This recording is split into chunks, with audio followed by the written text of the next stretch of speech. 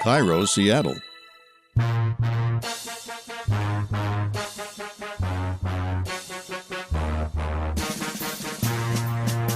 The build-up has begun.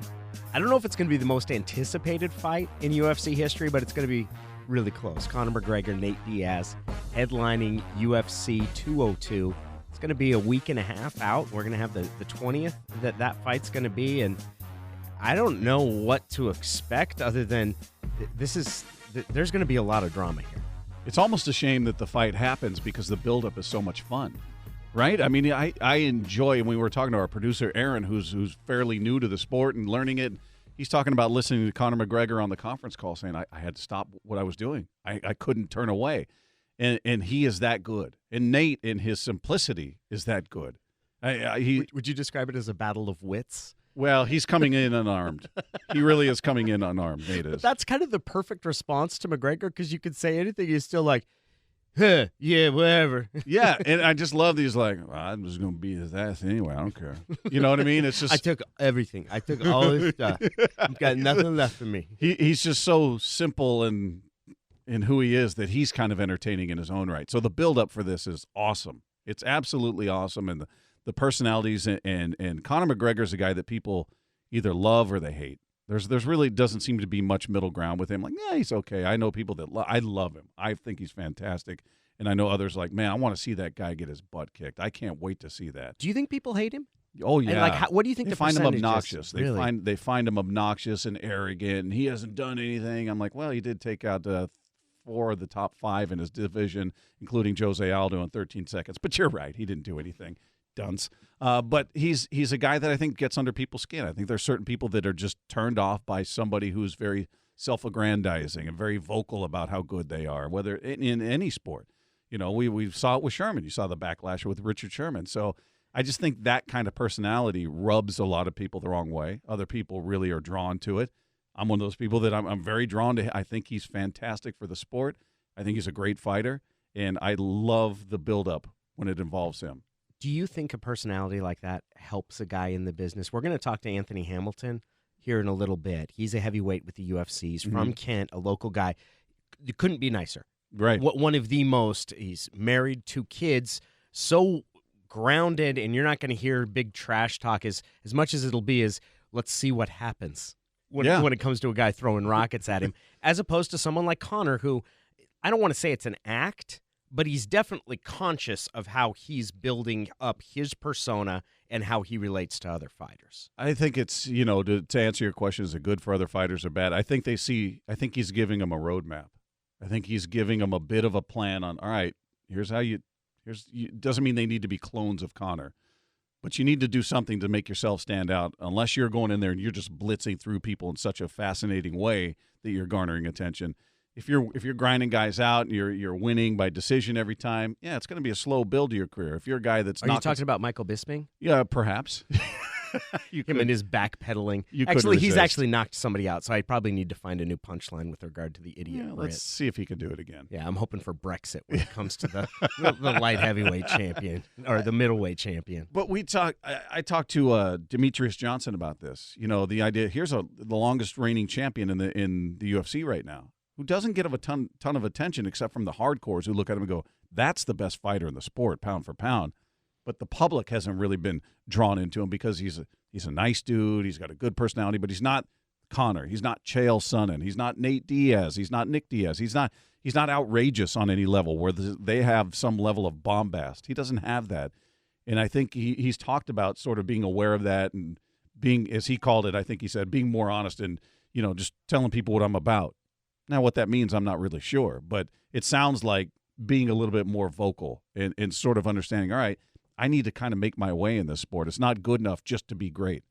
There's got to be another element to it, which is unfortunate. George St. Pierre, a guy who was a long-term champion at 170, and he was my first favorite fighter, like a guy that I would really identify. There were other guys I liked to watch fighting, but he was my first favorite fighter from watching the first fight he had against Matt Hughes, which he ended up losing in that fight, but had an incredible spinning kick in that. And really, I think that he probably, in the same way that the Seahawks learned how good they were in that loss to the Falcons, Right. that playoff loss, that kind of showed him, even as they lost, they knew where they were, that was it for George St. Pierre. But he was one of the more understated, humble sort of guys. And in fact, when he tried to put on that persona, well, first of all, he's French-Canadian, so you cannot talk trash as a French-Canadian. Like, do you remember, he comes into the ring after, like, he talks to Matt, he goes, I am not impressed by your performance. Like, that's the worst trash talk ever. Like, what are you doing? He cannot handle my rhythm. Not my rhythm. My rhythm. My rhythm is too much for him. But we've seen it kind of turn. Chael Sonnen was one of them, the way he was done. And they've been more of kind of the Tito Ortiz model of fighter, where this sort of smart-ass element, a real kind of abrasive. And the idea is, I don't think they want equal parts negativity and positivity, but they certainly don't mind antagonizing a significant chunk of the listeners. Because it gets people tuning in, right? Because, again, whether they love you or hate you, they're going to tune in. And Floyd Mayweather, as much as I rip him, is the king of that. I would say he's probably got more people tuning in hoping he gets knocked out because they just can't stand him, but they're buying it. And it's going into his pocket. He gets it. He's very smart in that sense. If I piss all these people off, I keep annoying them, I keep needling them, they're really going to want to see me get killed. There's another $60. There's another $60. There's another 60 from all the pay-per-view. I think Conor gets that. I think Chael got that. And I think fighters are slowly starting to get it. Now, again, it's going to be hard for some guys to come out. Anthony, as you bring up, who's one of the nicest guys. He's like this gentle giant. It's not going to work for him to come out and all of a sudden start pounding his chest, and I'm going to beat his ass, and I'm the best, and this guy's an idiot. People are going to go, what? Where did that come from? You know what I mean? So I think they just need to find their niche, whatever that is. You know, if it's something within the cage, great. But if it's something that they say outside of the cage that's not a ripoff of Conor or Chael, they need to land on that, whatever it is. One of the other things about Conor, though, is it's not just the audience. I think he antagonizes opposing fighters more with the stuff. I mean, there's the card, and it's it's Nate. It was Dos Anjos was on it. Nate Diaz fought Michael Johnson, the one where he kept slapping him in the head, and then would point at him after he hit him and hurt him. I got you. Yeah, that one hurt. I saw it. I tagged you right there. Yeah, see, and that's his way, though, right? Yeah. We just talked. That's his version of being Conor, but it's in the cage, which he does there. But you had 3 different fighters, I think, after that fight, basically challenge Conor McGregor. You had Dos Anjos, who said who was next, who fights in a different weight class, was inviting him. You had Nate Diaz, who gets on, and it was on a Fox card because Nate Diaz gets on, and he drops several F-bombs, and then Joe Rogan says, yeah, you can't say that on Fox. Yeah, that doesn't register with Nate. He doesn't get it. Yeah, he's certainly not going to censor himself. And then Conor goes on Instagram, posts a picture of himself in a tank top standing in front of a Rolls-Royce Phantom, which is a couple $100,000 worth of car that's right there, and says, let them line up and beg me for it. Yep. He gets it, man. He knows he's the pot of gold at the end of the rainbow for these guys. That's why you've got everybody calling him out. They'll do it under the and I'm sure they are agitated by him, and I'm sure they do look at him and go, I could kick this guy's ass. But there's also the element of, if I fight this guy, that's a big payday. That's a big chunk of money. And they all understand it. Eddie Alvarez, all these people that are saying, yeah, I want to be part of that clown show. I want to be part of that party. Let me be part of it. Eddie Alvarez is the one that said that. You had Donald Cerrone calling him out. You had guys, as you said, in different weight divisions calling him out because they understand that is a massive payday. It's a massive profile, right, in terms of, I mean, look at Nate Diaz. Has never been more known. This guy's doing late-night television now. Did Jimmy Kimmel have any idea who Nate Diaz was before Conor McGregor? I don't know if he knew him. If he knows the fighting game, he knows who Nate Diaz is, man. Like, we just get in there and fight. Seriously, who's gonna bring that mushmouth onto a late night talk show because he's gonna be intriguing? We got Mumbles here. He punches people in the face and occasionally gets socked. Yeah, and he's got a decent record. It's not like he's ever thought of as one of the great fighters in the UFC. So I mean, but look at where he is now. Look at what happened. And Conor was absolutely right when he says, we both know you won the lottery. You won the lottery. We both know that. And if Nate's being honest, he should say, you're right, I did. I've never had more at my disposal. I've never had a spotlight this bright. I've never had more opportunity in my life, and I've never made more money in my life than he's going to make in that fight, the one that he just had, and the one coming up. We're going to get to Anthony Hamilton here in just a second, but who's got more at stake in this fight? Is it Conor or is it Nate? It's Conor. It's Conor. Because I think Nate is a guy, you look at his record, I think, what does he have, 9 losses in his career? He's never been looked at as unbeatable. We watched Benson Henderson just tune him up out here in Seattle. Although, to be fair, Nate Diaz did, like, after he got a kick caught by Benson Henderson, he decided to flip him off for a good 5 seconds. That's what makes him entertaining. Yeah, you're kicking my butt, but I'm not out. I'll just flip you up. See that, man? You're number one. Yeah, he's like Jake LaMotta in Raging Bull, You never put me down, Ray. He's one of those guys who took pride in the fact that, you beat the hell out of me, but I'm still conscious. But it's it's Conor who's definitely got more on the line. He's the one that people look at as an elite fighter, which he is. He still holds a belt in another division. He's the guy that knocked out Jose Aldo. He's the one that says, I'm taking out everybody, whereas Nate's like, he's out there saying, I always go in with the thought I could get knocked out here, which is a weird contrast. So I think if he lost, people wouldn't be surprised. I don't think it would really change his image as much as Conor. Oh, you've lost 2 in a row. You're the guy that talks. You're the guy that the UFC put on this huge pedestal, and you've lost 2 in a row to the same guy. One time after 11 days notice. The other time, he had a full training camp. You had a full training camp, and you still lost. I think there's a lot more on the line for him. Well, we will have more to go with that fight next week on Fight and MMA Podcast, but our conversation with Anthony Hamilton, the nicest freight train you're ever going to get run over by, he sits down with us next.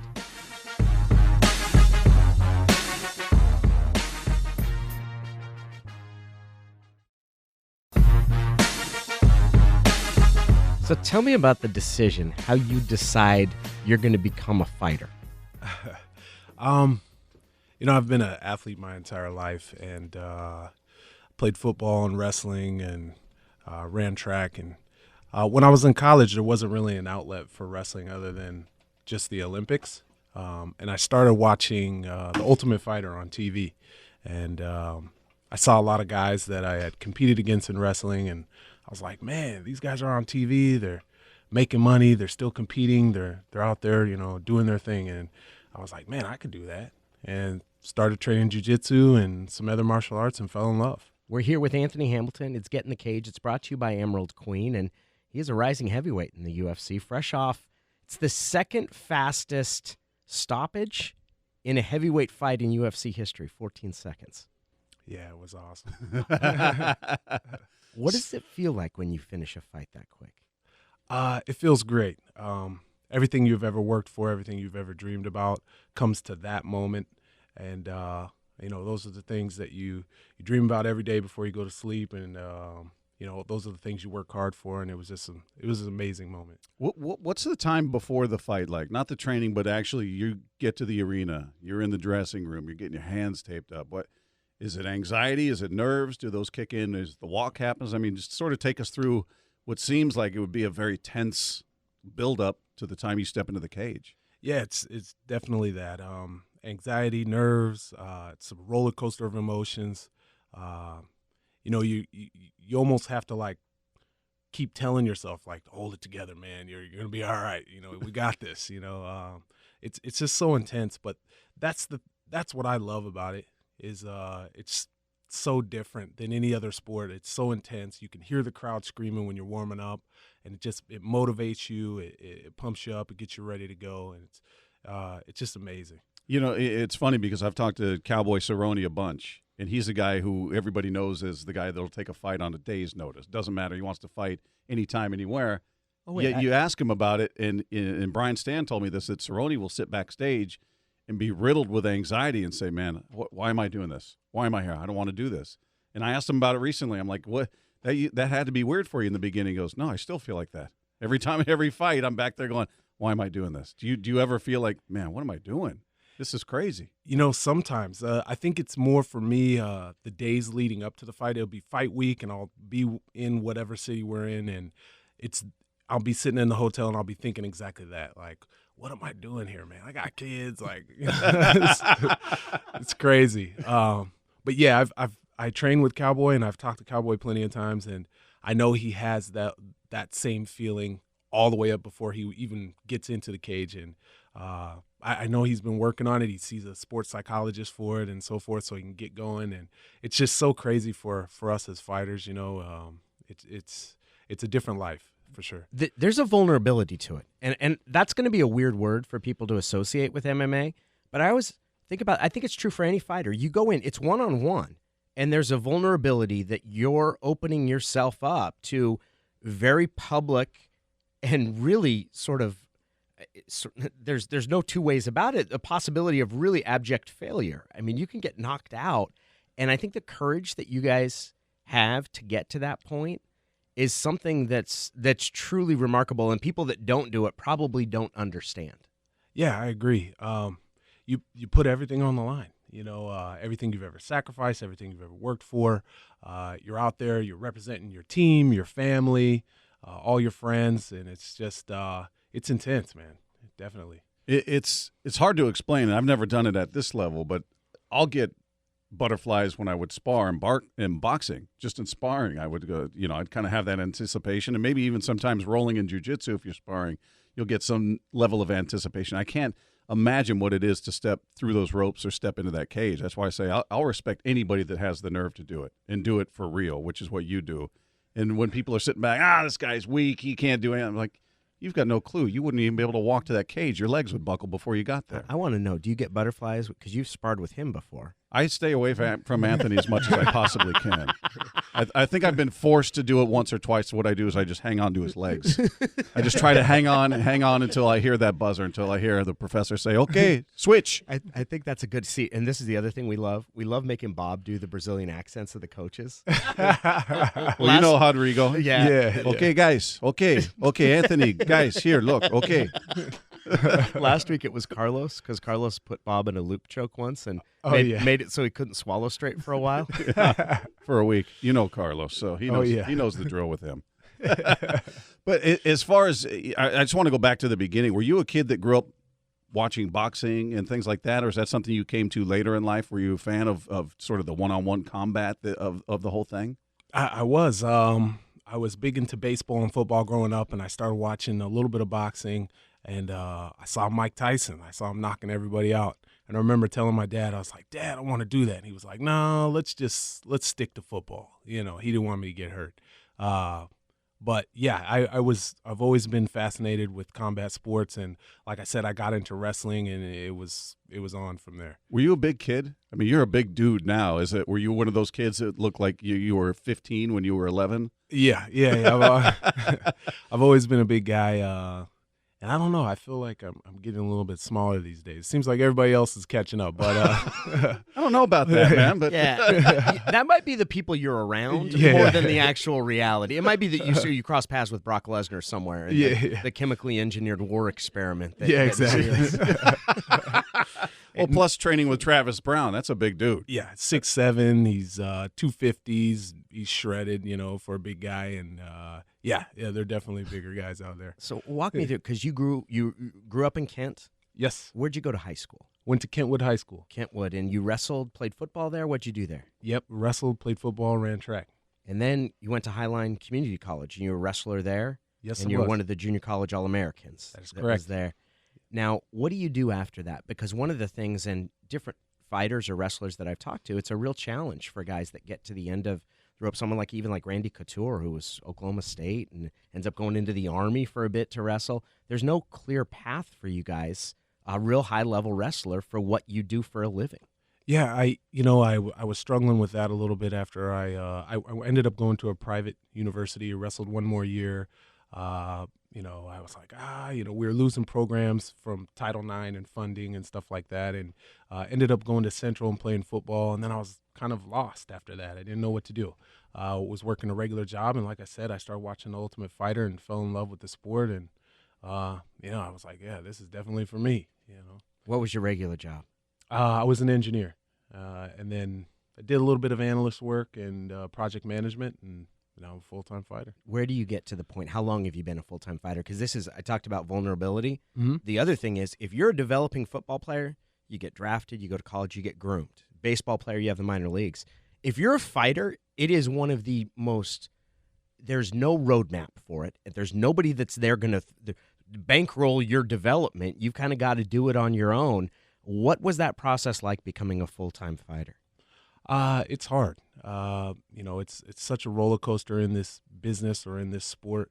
I got a family, I got kids. You got to be able to provide for those guys, and it's been tough. But the more success I was having, my wife, she's a hardworking lady and holds it down for us at home. And she was like, you know what, you got to have to just quit this job and give it everything you got to fighting, and let's see what happens. And so that's exactly what I did. When was that decision? That you were gonna... Let's see, I won an MFC World Championship back in 2013, and it was around that time she was like, yeah, you got to do this. And so I was a little bit hesitant. I worked off and on as I was going through that process, but that was about the point that we were all in on fighting. So before MFC, were you part-time? Because I'm just looking at your record. You fought a Rumble on the Ridge and Cage Sport, all these different promotions. Was it, all right, I'm going to do this when I have time to train, I'll get a fight? Or how committed, how much different was that time versus once you went to the MFC? It was only different in the fact that I didn't have anything else to do. Once I went full-time, I was all in, and that was all I had to do. Before that, I would get up 6 a.m., run, then go to work, then train during lunch, then come home, train all night long. It was. So you were doing both. You weren't the full-time fighter when you were doing Cage Sport and Rumble on the Ridge and all that stuff. No. I wasn't making the money I needed to make to survive, and so you had to do what you had to do, to chase the dream. And so that's exactly what I did. Now, how big are you right now? Because you fight at the weight limit at heavyweight is 265. That's correct. Yeah. What are you at right now? I think I'm somewhere around 270 right now. Oh, so you don't have to cut that much to get down. I just eat clean for a little bit and train hard with guys like Bob, and I'm good to go. He has to chase me. I get him in great shape. I run. Yeah. What you need to say right there, Bob, is go, yes, that's correct. Iron sharpens iron. Yeah, that's right. Well, I've taught him everything I know, and he's really turned it into something great. It's a proud moment for me. But just talking about pay, I mean, and you just signed a brand new contract with the UFC, and congratulations on that. Thank you. There's so much discussion in the press about fighter pay, and now the company's been sold, and we've asked this quite. We had Josh Barnett in here, and we were asking him that, and I'm curious what you think the difference is going to be, because to the naked eye, to the fan, to the media, I don't know that anything's going to look different with new owners of the UFC. The only thing I could see that might be different for the fighters is, all right, well, once the contract is up, maybe there'll be more there for fighters. Maybe they'll be a little bit more generous with the fighters. Do you anticipate any changes? Does your management talk to the people in charge to see if there's going to be any difference that's noticeable with new ownership? I don't think there's going to be much different in the near future. From what I've heard, it's just going to be business as usual, same stuff. I've never had a problem with the UFC. They've always taken good care of me. A lot of people always have a lot of criticism about them and the pay structure and so forth, but they've always been good to me. So. New contract's great. I can't say anything bad about that. And 4 fights, right? Yep, 4 more fights, and I'm looking forward to it.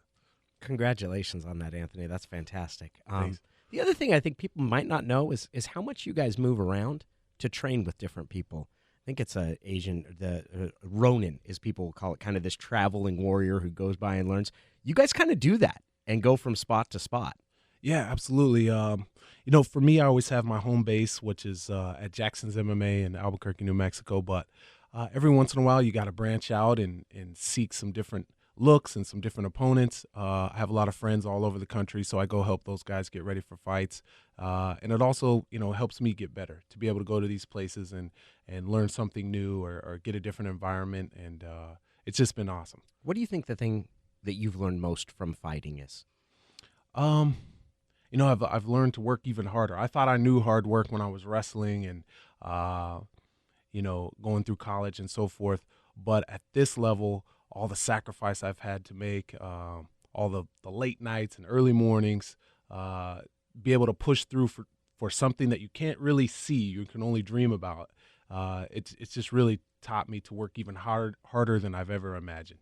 How much self-scouting do you do? In terms of going back and watching your tape and maybe sitting there with Greg Jackson or Winklejohn or somebody and going, see, you dropped your left hand here, or you stepped here, you did whatever, just sort of picking apart your game and saying, well, if I'm the opponent and I'm fighting you, I'd try to do this to you. Just really self-scouting, sort of like NFL teams do. Yeah, after every single fight, I take a few days, really try to process what happened in that fight or how I looked or things that I can work on, and then I move on because I don't want to dwell on it anymore. That's win or lose? Win or lose. And then I've always included my coaches in that, and I talk with those guys continuously throughout the training camp, and we focus on those weaknesses and we try to get better. When you look and prepare for a fight like you did this last time, how much of it is a specific approach for your opponent, and how much of it is about this is the way I fight and this is where I want to take the fight? It's 50-50. You got to consider whatever that person's strengths are, but then at the same time, it's all about you. You're the one that's going to decide whether you win or lose. And, I got to focus on being the best fighter I can be and be able to take on anybody in the world and work on my weaknesses and get those to be strengths. And so it's kind of 50-50. I focus on the other guy a little bit, but I always keep in mind that it's all about me. How hard is it to stick to a game plan if you get clipped, if the guy does something you don't expect? Do you revert back to what's natural, what's comfortable? I felt like in this fight, as I was telling you the other day, you came out and you were moving really well, and it seemed like as soon as that guy threw a punch, you just said, it's on. And you started just going right at him. Yeah. And I'm wondering if that's the trigger, like, oh, okay, game plan, I'm just going after this guy. Yeah, exactly. It's tough when somebody's punching you in the face. You forget about a lot of things that you were thinking about before that. So, yeah, it's tough, man. You keep in mind the game plan. That's the goal. But you have to be able to adapt. And just like you said, Bob, this guy came out, he was throwing hard. And so I was like, you know what? I'm going to throw hard too. So yeah. What did you told me your corner told you, go out there and just see what happens or something like that. Yeah. I'm like, wasn't there anything more specific? Like, hey, move to your left, make sure this guy's got a good left hook. Look out. Yeah. No, just let's see what happens. Yeah. Those guys, Greg and my other corners, Robert Morrison, Derek Boyle, they were just, the problems that we had in the past weren't necessarily that we weren't fighting hard. It is that we weren't relaxing and letting our hands go. And so this time around, they said to me, you know what, Ant, just relax, have fun, let your hands go, and let's see what happens. And I was going to pace myself and kind of like work into that. But, this guy started throwing these rockets at me, and I had to do something. So, and knock him out, was that something? Yeah, exactly. And I'm curious because you talk about training with at Jackson's. You've got so much talent in that gym, and you brought up sharpening iron. I mean, you get a chance. You spar with Overeem. You sparred with a lot of these guys.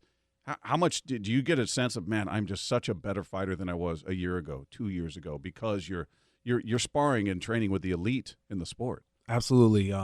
Every single time I go down there, it's like you got to train hard just to be able to go practice with these guys. It's like I'm training for a fight when I'm at home before I go down to Albuquerque. I just have to be prepared because these guys are the best in the world. But that's the ultimate test, to be able to go in there and test yourself against John Jones, Alistair Overeem, Andre Arlovski. That's when you know that you're ready for a fight, because anything that you see from these guys is going to be the best, and you're prepared for anything after that. It's not like you haven't seen it before when you step into the cage. So, yeah, it's definitely a great experience. Was it an adjustment to start getting hit in the face? And I asked that because wrestlers, that was one of the things that Matt Lindland, a story I did a long time ago, I was asking him about it, and he's like, bro, you're not supposed to get hit in the face. But that's kind of the reality of the sport. How much of an adjustment was it? Because a lot of the discipline, I'm sure, carries over from wrestling, but the fact that strikes are allowed is a whole different element. Absolutely. At first, I was like a little bit hesitant and leery of, really getting hit with something hard. But after a while, you just become used to it and you don't even feel it anymore. And so it's just part of the game. You're going to get out there, you're going to fight, and you're going to get hit. So I don't think I get used to it. I think I'd still feel it. I don't think you want to get used to it. As you said, the goal is to avoid it happening as much as possible. Although I've got a pretty big head, so maybe I'd be able to take some punishment. Or you're just a big target. Yeah, that's probably true, too. That's probably true as well. But by the way, I've been trying to get Danny to come out to Gracie there and have him roll through a class. I started eating right this week. I've exercised every day. No, that's seriously. The first step. Yeah, like I don't want to go in there cold. I had some celery. I had some broccoli. I think I'm ready. No. It was actually cauliflower rice I had last night, Bob. Thanks a lot. But as far as you like the Todd Duffy fight, that was one that I remember you and I were talking about. I was like, man, the only thing that guy has is on the feet. I thought if you got him on the ground, he's got there's nothing he can do, and your ground game is so strong, yet that felt like one of those moments. He started firing, so he said, "I'm firing." Yeah, it was so crazy. Building up to that fight, everybody kept asking me like, "Are you gonna stand and trade with him? Because Todd's so tough on the feet." And I was like, you know what? Man, I came here to fight the best in the world. I didn't come here to back down from anybody. So when Todd started throwing, it was the same thing. I started throwing too. I wasn't gonna back down from this guy. And he had a great fight. He ended up catching me with a punch, but that's the fight business. You win some, you lose some, and I think it's made me a better fighter since that. To be at that high level on that stage. I was on the main card for the first time, fighting somebody like Todd Duffy, somebody who I was watching as I was coming up in the sport. It was just an amazing experience, and I embraced those type of moments, even the losses. Would you consider it backing down though if you said, "Well, man, my ground game is superior. I'm going to tap this guy out. I'm going to grind him out." I mean, would that feel like you were backing down because you didn't play into his strengths? No, I don't think so. I was so focused on challenging this guy and meeting him in the middle, and I wasn't afraid of what he had to bring to the fight, and I just wanted to go out there and show the world that I can throw down just as tough as anybody else in the world. So I could definitely probably could have focused on taking him down, but I think it worked out the way it needed to. It's I've seen it with different fighters where I'll look at him and go, "Well, geez," like John Jones.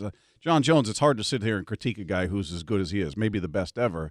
But I look at it, he's got the biggest wingspan in the entire sport, yet he never snaps a jab. It's a rangefinder for him. He'll kind of... Oh, he'll poke an eye, man.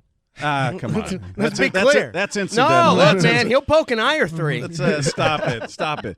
But it's easy to nitpick, I guess is my point. And I see guys that have so many advantages that they don't completely utilize. And John's a classic example. And he dominates everybody, so it's hard to be critical of him. But I'm thinking, if he snapped a jab, if he had a really just snapping jab like Larry Holmes, he could win a fight with that, with just that punch. And I look at you and go, man, I've seen you on the ground. I've seen how powerful you are. And if you just committed to that, I mean, you're a big puncher, obviously, but I look at it and go, man, if Anthony just took this guy down, that's the end of the night. That's it.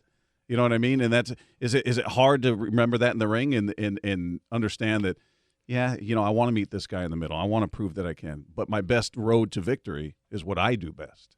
Yeah, I agree with you. Josh Barnett actually told me that. He was like, I think it was a few years ago. I had just won my first UFC fight, and he told me, you should stick to what you do best. And I agree with that. But I think sometimes you have to go out there and you have to challenge yourself and push yourself. And like I said, I came here to compete against the best in the world in every area of the sport. And so sometimes I feel like, you know what, I'm just going to stand with this guy and like Greg said, see what happens. I kind of think what you should do is throw some punches at Bob's head and see, like, oh, take me down, Bob. Stick to the game plan now. Yeah. See how it goes there. I'm a harder target. I got a tiny head. That's true. You do have that. It's like punching a bowling pin. Now, you talked about being ready for the next fight. So you're already in a form of training camp. And we talked about this a little bit off the air, just the idea of overtraining. You've heard that from boxers and guys that had fights canceled or whatever, and then they start training camp again, and they come in flat for whatever. They look in tremendous shape, but they're just flat. How do you guard against that? I know you're always ready for the call from the UFC. Hey, somebody got hurt. We need you 2 weeks' notice. You want to be ready. But at the same time, is there that fear in the back of your head of, man, I'm going to be flat by the time I get into a fight here? I've been trying to balance it as I get older in this sport. I've been trying to balance it out, take breaks when I need to take breaks, really listen to my body. I've been trying to do other stuff instead of just grind every day and don't leave the house otherwise, to train and whatnot. I've been trying to get out and hang out with the family a little bit more, and that kind of keeps you refreshed. So I'm just really trying to pace myself these days versus 110% all the time.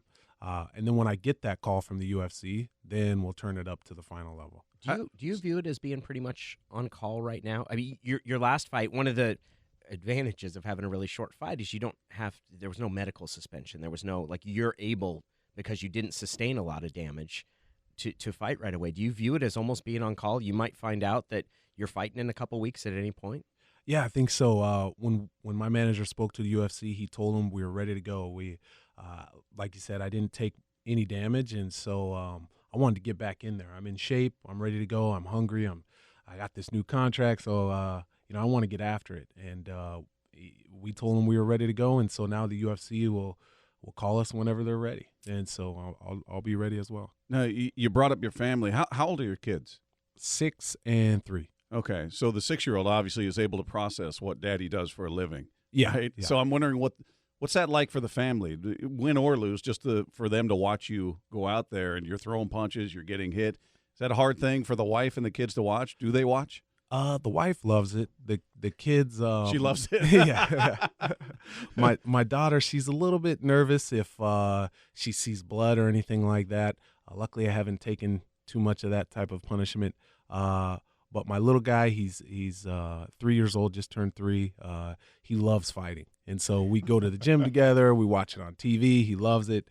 He watched the weigh-ins this last time, and he was so pumped up. And he was like, "Oh, Daddy, I do pow pow too. I do pow pow too." You know. So our family's like a fight family. I think my daughter being the more emotional one, she gets a little bit nervous. But the rest of us, our friends, our family, extended family, we love it. We love to be involved in the fight game. So I'm trying to think. This last card that you were on was in Atlanta? Yes. Is that right? Yeah. So did they go down there with you then? They're with you that week? They usually go. This time they didn't. They decided to stay back, and everybody had a party at my house, and we invited over like 30 people, and everybody ate all my food. And, And then you put on a show. yeah, and put on a show, and so it worked out great. How much different is it now off a fight like that where it was funny the first day back at class, our professor's lining up and making everybody count down. We all line up, right? So there's like 30 students. He's like, count 1, 2, 3, and he stops at 14. He's like, can somebody tell me what 14 means? What's significant about the number 14? And just the attention, just the praise you're getting, things like that. Has the profile changed? Has the interaction changed with friends and family and maybe new friends coming out of the woodwork? Hey, remember me? I used to know you. Yeah. Has it changed now that something like this happens? Yeah. As soon as I got to the UFC, I saw it changing a little bit. And then as I won my first 2 fights in there, it was always, you'd see people from elementary school you haven't talked to in years. They would pop up on Facebook or somehow get a hold of your phone number and message you or whatever. And it's been crazy. And especially after this time, it was like it was times 10. You post something on Facebook and it was like 700 likes in like a minute. It was crazy. But yeah, it's cool. I enjoy that attention. It's kind of cool, to have that. It's something that you don't get every day, I guess, and it's just being a regular guy, and so that part's cool. But at the same time, you have to remember what's real, and that's what I've been trying to focus on, I guess, these days. He is Anthony Hamilton, the freight train. The friendliest freight train I've ever come across. That's until you roll with it, man. Yeah. See, I'll stay clear of that. Yeah, I'm saying these guys think I can beat up everybody that I come in contact with, and they haven't seen me in the gym with you, or I just avoid eye contact and stay on the other side. Yeah, maybe after I eat a few more stalks of celery, I'll be good to go. Yeah, a couple leaves of broccoli there. I think Bob's being modest. He's actually a really tough guy, and he's good in the gym. And you guys would be surprised if you seen him out there. What I'm surprised at, do you know what a germophobia is? No. This is what I'm shocked at. Bob is he's legitimately afraid of germs. And so I think the fact that he gets in there and lets dudes sweat on him and roll with him, I think that's the most amazing thing about it. It's a challenge every day. It is. Anthony, you should know I almost tapped out when somebody had me in side control, leaning over me, and a drop of their sweat dripped and hit me in the face. And I seriously contemplated tapping right there. How would they log that? Because you have tap due to strikes, tap due to rear naked choke, tap due to personal disgust. Due to panic. Yeah. I don't know. It's just it's a challenge to be in that sweat box in there with the puddles of sweat all over the mat are like landmines. You'll see me crossing around them. I'm weaving in and out of them, trying to avoid all of them. Just quickly though, is there anybody you'd want to fight? Is there a name out there? Is there an opponent you look at? Because another thing you and I have talked about, I just feel like this heavyweight division is so wide open that they are really promoting sort of the old guard. They're hanging on. There doesn't seem to be that one young guy, that one face that they're pinning their hopes to. So it just feels really wide open, and it feels like it's there for you or anybody to truly grab. Is there somebody you look at and say, well, that's going to be the guy that's going to really get me in that conversation of the elite contenders in this division? I don't know. I agree with you that the division is wide open. It's it's anybody's for the taking. There's a lot of young up-and-comer guys that would be, decent matchups for me just to continue to build on this momentum. But I'm down for whatever. I like I said, I came here to fight the best in the world, and I'm training to be the best. And so whatever the UFC wants, I'll be ready to go. Have you put a time limit on it? Like, all right, I got 3 years left. I got 4 years. Have you done anything like that? I kind of have, actually. The wife always asks me that. When you're never gonna quit? Like, are you gonna quit? When do you think you'll retire? I don't know. I think in the next few years it'll be time to hang it up. I need to focus more on the kids as they get older and start to get into their athletic careers and school careers and so forth. And so maybe 2 or 3 more years. We'll see what happens. Would you go back into engineering? Would you go do something, coaching, something within the fight game? What would be the plan after? I'm not sure. I can always probably go back to project management or engineering, but my heart is in athletics, so hopefully there's something waiting there for me. We'll see. Well, that's down the road. We want to see how far your fight career takes you. Absolutely. You got a long climb ahead of you as well. Anthony, the best of luck. I mean, seriously, Thank you. It was so cool to watch the last fight. Really grateful for the time you spent to come in here. Thanks for joining us. All right, thanks guys for having me. Appreciate it.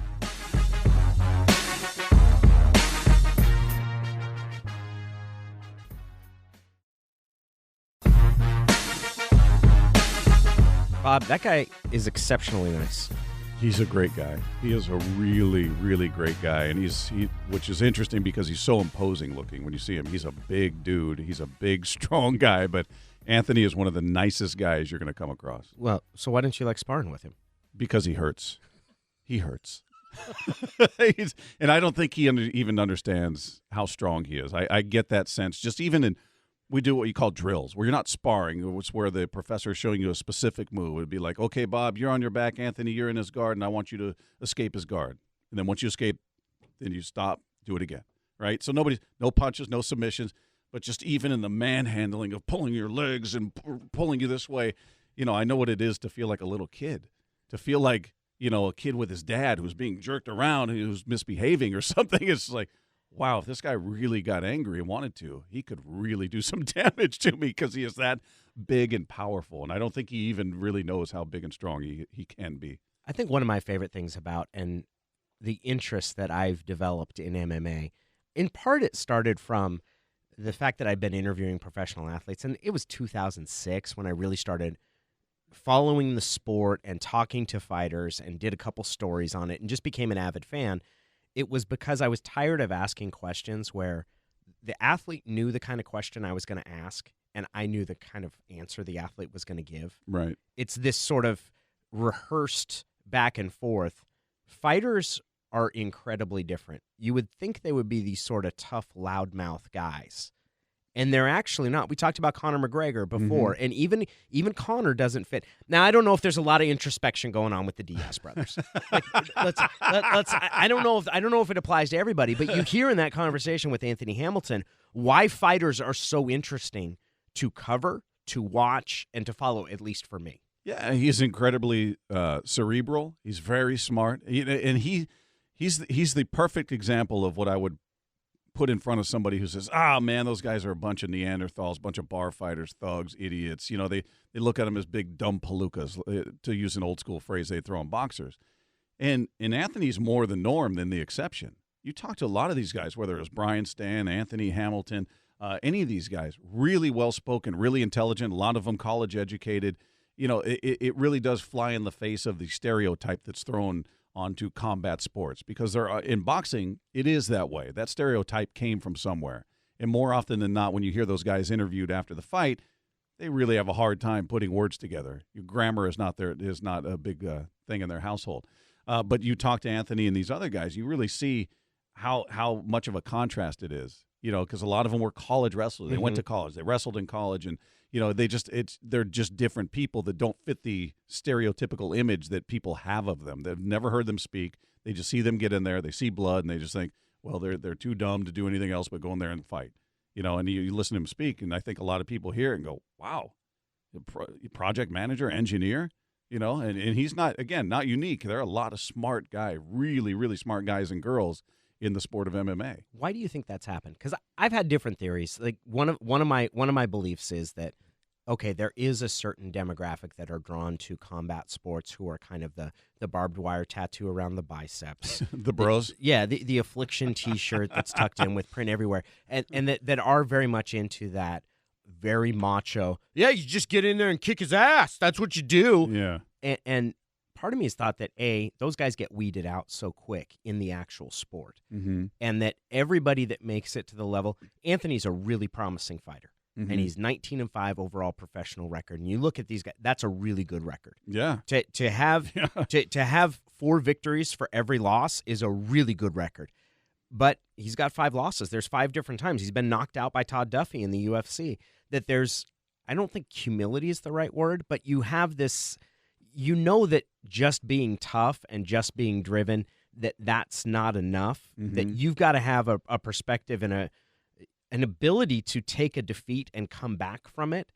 And I think that even someone as bombastic as Conor, that applies to him as well, that there is, amid all of the sort of pomp and circumstance and toughness of fighting, there's also this level of, I don't know whether it's humility or understanding that at any point you can get knocked out too, and it doesn't mean you're a terrible human, that you're actually able to come back from that. Yeah, I think it's those that truly understand the dynamic of the sport, and that's what draws people in, is the immediacy of it. That's what I always talk about, that it can end at any second. A guy could be dominating another guy for 2.5 rounds, and he's coming down to the last 30 seconds of the final round, and boom, he lands a punch, and night's over. So it's that unknown that I think is what draws people to it, that draws me to it, but I think it's also they understand that. If I'm not completely focused for all 3 rounds or all 5 rounds of this fight, it could end quickly. It takes 1 minute, one mistake, one moment, I should say. You put your hand in the wrong spot. You put your foot in the wrong spot. You drop a hand. You move one way the wrong way. You kick it. I mean, there's just so many different avenues to win in this sport. But by contrast, there's so many ways to lose. There are a lot of ways you can lose. So if you're not on your game, if you're not on point, if you're not completely focused for that entire time, I think they all understand. Yeah, I can lose. And Nate Diaz said it. I go into the cage every time thinking I could get knocked out. Is that how he said it, Bob? It wasn't exactly how he said it. I could get knocked out. But I think they get it. You know what I mean? I think that, and what's interesting is to see how they bounce back. And we heard Anthony talking about that Duffy fight, saying, you know what? Yeah, I don't regret it. I wanted to go in there and just show what I could do against some of the best in the world. And, yeah, he caught me with a punch, and I think it was one of the best things that have happened to me. He's able to learn from it, and others we've seen crumble. Once that invincibility is dashed, all right, who am I? We heard it sort of from Ronda. I'm very curious to see how she responds in the cage, because since that fight, you wouldn't say it's been a favorable response. Her talking about being suicidal and if I'm not this person, who am I? It's weird to hear that. So I think you really get a sense of somebody's mental toughness and how they use it and look at it as, hey, man, that was a great thing. I was getting too caught up in my own hype. I wasn't training the way I should. Whatever it is, I think it's a wake-up call for some, and I think it's incredibly detrimental to others. It'll be interesting. We're starting to hear noise that Ronda may come back and fight. There really hasn't been a timeline on when that will happen, so we'll keep an eye on that. What are you most excited about next week for the build-up to Diaz-McGregor? Oh, man. Because I think I'm fixated on the stare down. Because I think that at the weigh-in, that Nate Diaz won that last year because he kind of like laid out his jab a little bit like it was a long gangly. Well, at the weigh-in, they didn't even actually get to that. I was at the weigh-in. So where was it when he put the pose on him? Was that on the Wednesday? Yeah, I think it was conference? At a press conference. Yeah, where he puts the fists out and he starts getting the monkey jaw out there and all that. But he put a good pose on him. Oh, he put a good pose on him on that one. Yeah, and the weigh-ins are. I mean, they're ready for the dust-up, right? I think they learned a big lesson from Jones and Cormier. Like, all right, that can't happen. We can't have people fighting in a lobby and potentially getting hurt before a fight. So the weigh-in for the first fight, I was there, and they jumped in the second Conor stepped off the scale. He was the second one to weigh in. Diaz went first. He flexed. He's waving to the crowd, whatever. And as soon as Conor got off the scale, he starts walking at him in a really fast pace, and you had like 5 guys jump in, and immediately there was no real stare down. Yeah, there was a couple years ago, Diego Sanchez almost shoved Josh Koscheck off a stage. Yeah. Like it was an outdoor weigh-in. I think it was at a Houston card.